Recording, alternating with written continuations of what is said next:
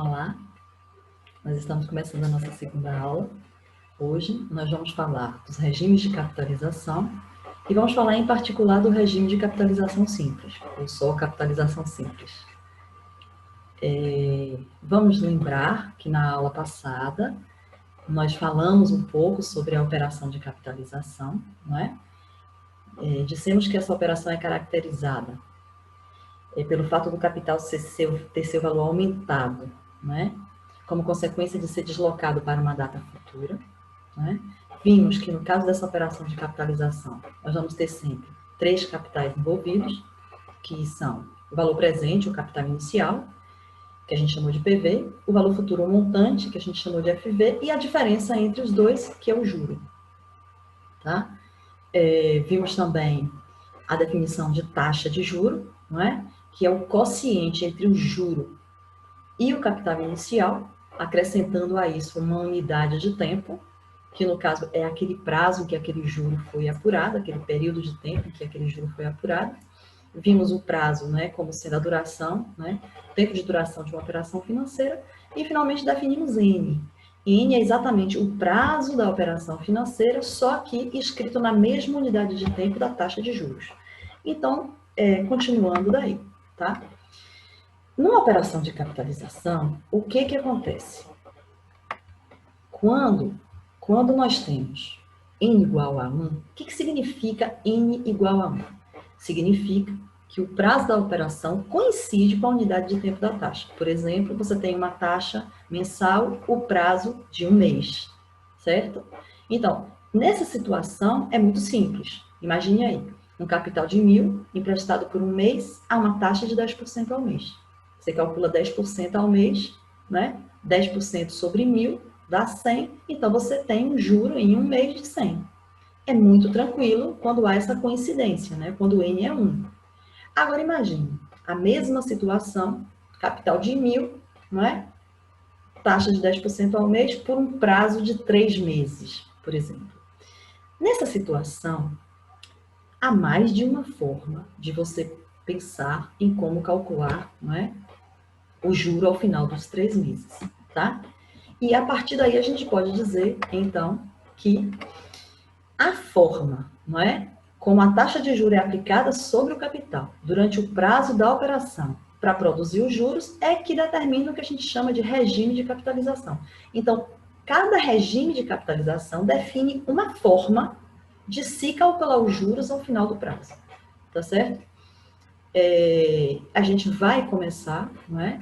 Trabalhando com um tipo particular do regime de capitalização, que é o regime de capitalização simples. Como eu disse, a gente pode falar somente capitalização simples, tá? E a gente vai fazer isso através de um exemplo que exatamente ilustra este regime de capitalização.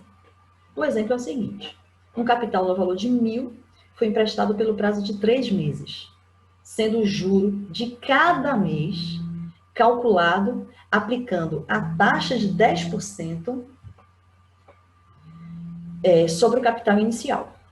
Ou seja, você tem um prazo de 3 meses e a regra que você vai aplicar é o juro de cada mês é calculado aplicando a taxa de 10% sobre o capital inicial. Então, em cada mês, você vai ter 100 de juro, correto? Isso significa que, ao final dos 3 meses, né, você vai ter exatamente um juro de 300.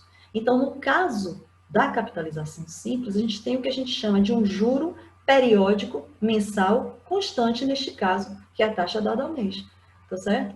Essa é a característica da capitalização simples. E aí a gente encontra um juro de 300 ao final de 3 meses e, naturalmente, o montante vai ser a soma desse juro de 300 com o capital inicial de 1.000 e 1.300, tá? Então, a gente pode definir a capitalização simples, né?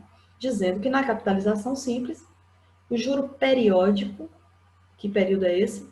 É o período correspondente à unidade de tempo da taxa. Esse juro periódico é constante e é calculado aplicando-se a taxa sobre o capital inicial. O que a gente está falando? Você tem uma taxa de juros anual, você vai ter sempre um juro anual constante. Aplicando a taxa sobre o capital inicial, você obtém esse juro anual constante. Ah, não, sua taxa é diária. você vai ter um juro diário constante, etc. Tá? Então, a unidade de tempo da taxa determina um juro naquele período constante. Isso é a capitalização simples. E a partir, então, deste conceito, a gente pode deduzir fórmulas, não é, para os cálculos que envolvem a capitalização simples. Então, vamos lá. Vamos considerar, então, um capital inicial PV, uma taxa de juros I e um prazo. Agora, esse prazo a gente vai considerar inicialmente de uma forma mais particular. A gente vai considerar que o prazo é um múltiplo da unidade de tempo da taxa. Taxa anual, eu tenho um número de meses inteiro. Taxa anual, desculpe, eu tenho um número de anos inteiro. Taxa mensal, eu tenho um número de meses inteiro como sendo o prazo. Tá certo? Ou seja, isso vai gerar sempre um N que é um inteiro positivo. Tá? Então, neste caso, observe, pelo conceito que nós vimos de capitalização simples, a gente vai ter um juro periódico constante, não é? Que é PV vezes I. Então, você tem esse juro PV vezes I para cada período da taxa.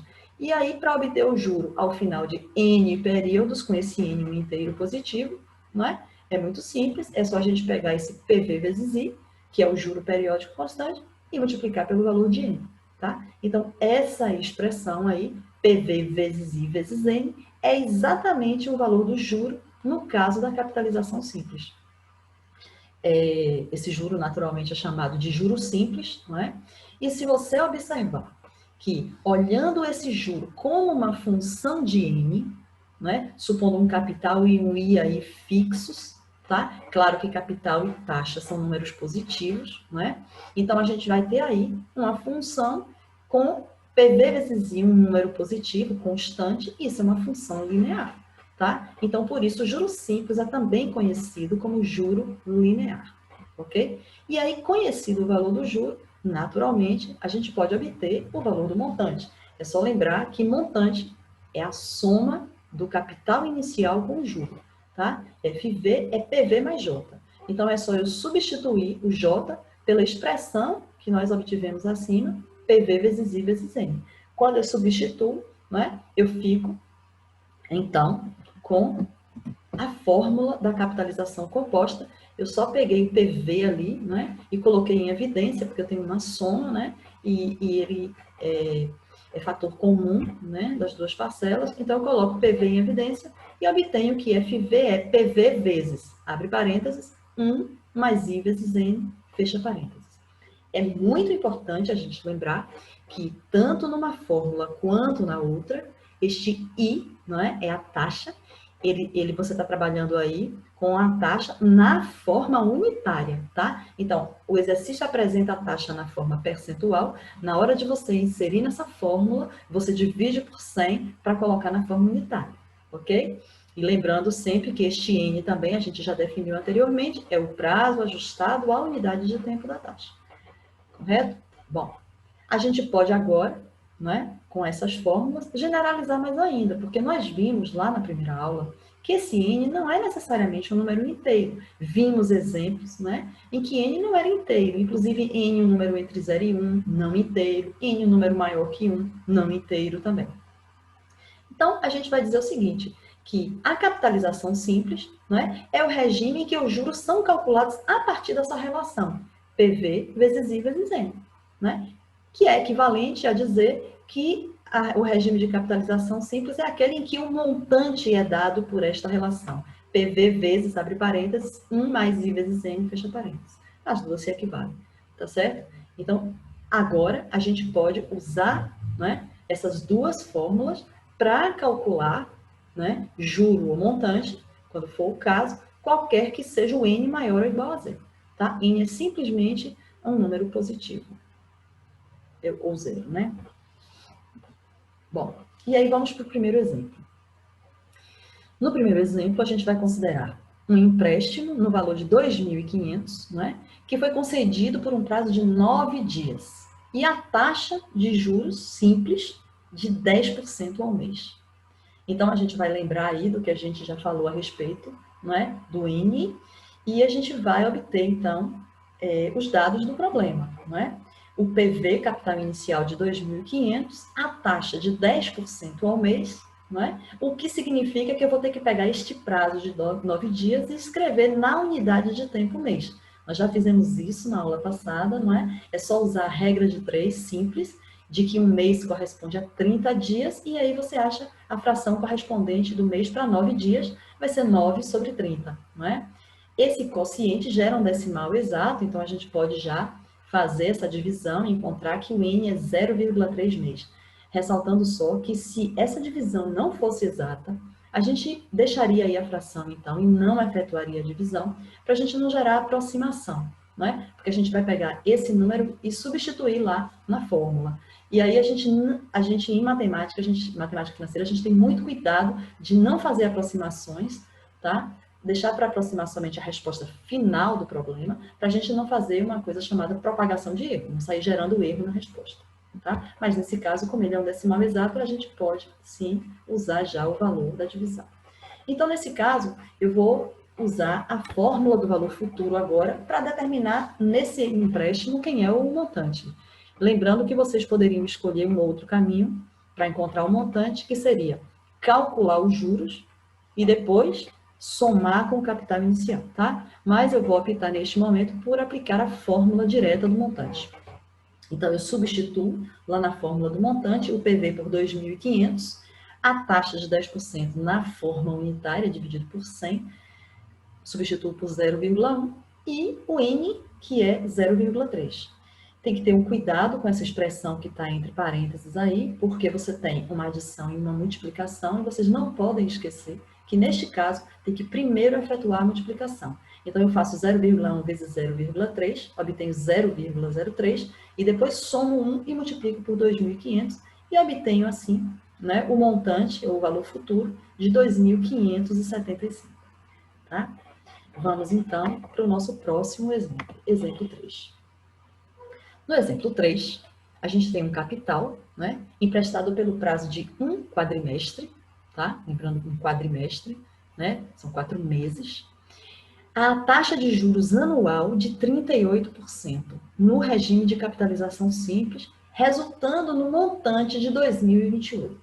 Então, neste caso, a gente tem um empréstimo em que a gente conhece o montante, conhece o prazo da operação, que é um quadrimestre, e conhece a taxa de juros anual da operação de 38%. Vamos, então, listar aqui os dados do problema e depois nós vamos tentar encontrar o valor do capital inicial. Qual foi o valor emprestado, tá bom? Que é, na verdade, o que a gente desconhece nesse exemplo.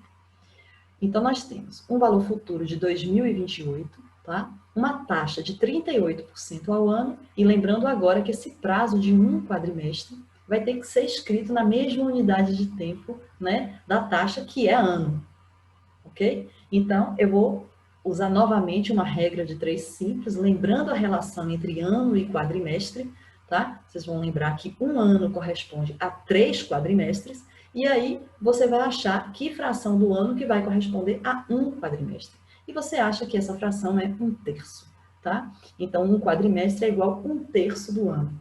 Neste caso, eu não vou efetuar a divisão, porque 1/3 não é um decimal exato, na verdade é uma dízima periódica, e se eu colocar aí um valor aproximado para substituir na expressão, na fórmula lá, né, do montante, eu vou gerar um erro na resposta. Então, eu vou deixar a fração e fazer a conta ao final, tá certo? Vamos, então, substituir essas informações lá na fórmula de FV. Eu conheço o FV, que é 2028, eu quero encontrar o valor do empréstimo, capital inicial, valor presente, PV, tá? E eu substituo aí o I, não é a taxa, por 0,38, pego os 38%, coloco na forma unitária, divido por 100, e o N por 1/3, tá? Então, neste caso agora, eu vou querer explicitar o valor de PV, né, que é o que eu quero calcular, para depois poder fazer os cálculos, tá? Numa calculadora científica comum. No caso, eu vou dividir toda essa expressão, né? Eu vou dividir essa igualdade, desculpe, os dois membros dessa igualdade, por essa expressão que está aí entre parênteses, e vou obter que PV é 2028 dividido, né, por essa expressão no parênteses aí, 1 mais 0,38 dividido por 3. Na verdade, a gente tem lá 0,38 vezes 1/3, um produto de fração, multiplico numerador por numerador, denominador por denominador, e aí obtenho 0,38 dividido por 3. Observe que eu não fiz nenhuma dessas contas, vou fazer agora tudo de vez, tá? Você, trabalhando com a máquina científica, você pode simplesmente escrever essa expressão na sua calculadora, usando os parênteses, né? É importante esses parênteses no denominador, porque você quer dividir 2028 pelo resultado, né, desse parênteses. Então, essa expressão do denominador deve estar assim na calculadora, entre parênteses.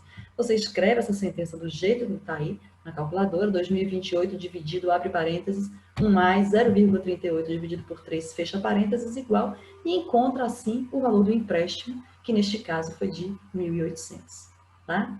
Vamos para o próximo exemplo, exemplo 4. No exemplo 4, observem que nós fizemos o primeiro exemplo calculando o valor futuro, o segundo agora calculando o valor presente, e neste próximo exemplo nós vamos obter o prazo da operação, que é o que é desconhecido aí, tá certo?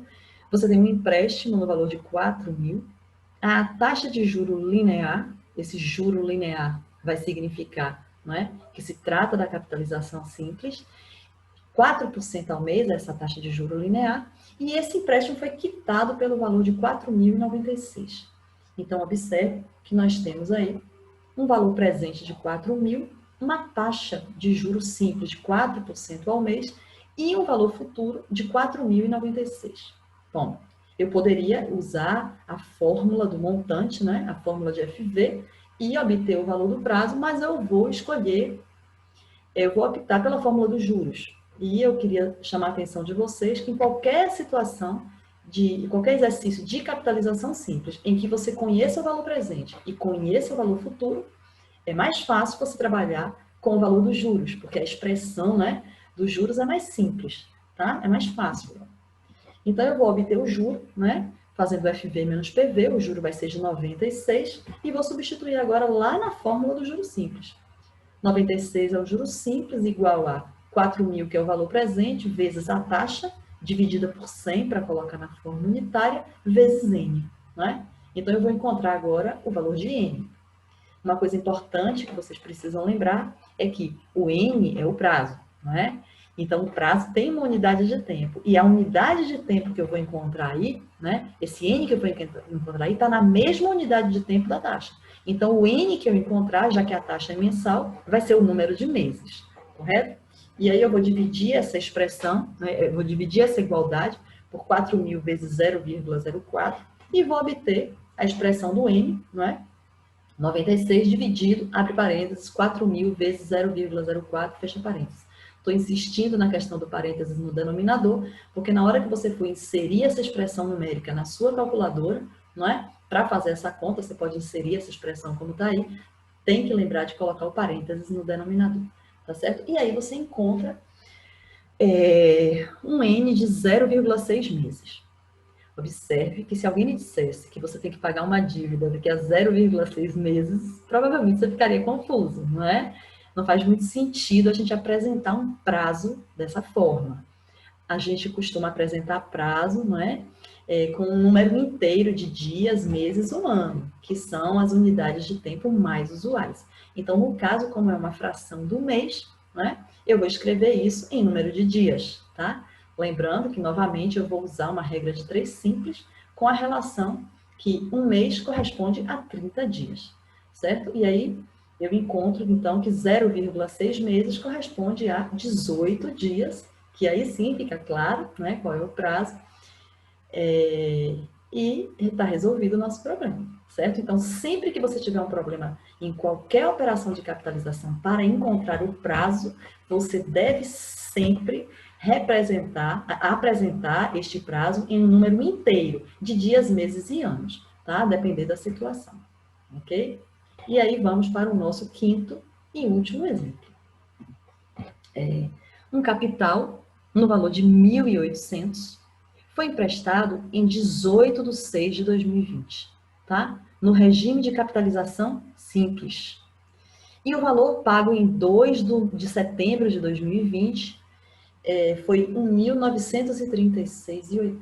Então, agora a gente vai relembrar aquilo que nós fizemos na primeira aula, que é, quando o prazo é dado dizendo, dia, mês, ano que começa a operação, dia, mês, ano que termina a operação. Então, aí, neste caso, a gente vai ter que calcular o número exato de dias, tá certo? Lembrando os meses que são de 30, de 31, etc. Tudo aquilo que nós fizemos lá na aula passada. Quer dizer, a contagem do tempo, neste caso, tem que ser exata, correto? Então, a gente vai pegar mês a mês, não é? De junho até setembro, e aí a gente vai calcular o prazo. Em junho é um mês de 30 dias, né? A operação começou no dia 18 de junho, significando então que completa um dia no dia 19. Então eu me encontro quantos dias do mês de junho fazendo 30 menos 18, tá? São 12 dias do mês de junho. Aí vem o mês de julho, completo, 31 dias. Agosto, completo, 31 dias também. Lembrando que são os únicos 2 meses seguidos de 31 dias, julho e agosto. E aí setembro, mais 2 dias, porque foi até o dia 2, né? E essa soma resulta, então, no prazo de 76 dias, tá? E aí nós temos os dados do problema, né? Capital de 1.800, prazo agora, calculado em número de dias, são 76 dias, e o montante, que é 1.936,80. Observe que, neste caso, a gente vai descobrir qual é a taxa de juros dessa operação, tá certo? Como o prazo está em dias, a gente vai encontrar uma taxa diária, não é? E aí, lembrando a mesma coisa que nós fizemos no exemplo anterior, já que PV e FV são conhecidos, eu vou optar por trabalhar com a fórmula dos juros, vou calcular os juros, né, fazendo a diferença entre FV e PV, encontro os 136,80 de juros, e aí vou para a fórmula dos juros simples, 136,80 é o juro, igual a capital inicial, que é 1.800, vezes a taxa que eu quero encontrar, vezes 76 dias, e aí eu vou encontrar uma taxa diária. Se por acaso fosse um exercício e ele pedisse a taxa numa outra unidade de tempo, por exemplo, suponha que pedisse a taxa mensal, o que eu faria? Eu expressaria esses 76 dias na unidade de tempo mês, que seria 76 sobre 30. Então, se eu substituir ali o 76 por 76 sobre 30, eu vou encontrar a taxa mensal, não é? Do mesmo modo, se eu quisesse calcular uma taxa na unidade de tempo ano, eu pegava 76 dias e também expressava em ano. E, neste caso, seria 76 sobre 360. Tá certo? Observe uma coisa importante aí, é que mesmo a contagem tendo sido exata, não é? Na hora de converter 76 dias para outra unidade de tempo, por exemplo, para mês, eu vou dividir sempre por 30. No caso de ano, às vezes o exercício pede que você use o ano civil nessa conversão. E aí eu dividiria por 365, tá certo? Ou ano civil bissexto, e eu dividiria por 366, tá? Mas no nosso caso, nós vamos encontrar a taxa mesmo, é diária, não é? Então, vamos lá, a gente vai agora explicitar o valor de I, né? Dividindo essa igualdade, os dois membros dessa igualdade, por 1.800 vezes 76, e aí a gente chega na expressão I igual a 136,80 dividido por este produto, né? 1.800 vezes 76, entre parênteses, como nos outros casos, e aí a gente encontra a taxa 0,001 ao dia, porque é a unidade de tempo que a gente vai utilizar, já que o prazo estava em número de dias. Certo? Lembrando que essa taxa está na forma unitária e o mais comum é apresentar a taxa na forma percentual. Então, neste caso, eu multiplico por 100 e obtenho a taxa de 0,1% ao dia. Tá? Então, isso encerra a nossa apresentação de capitalização simples e eu espero que vocês agora façam os exercícios propostos. Um abraço.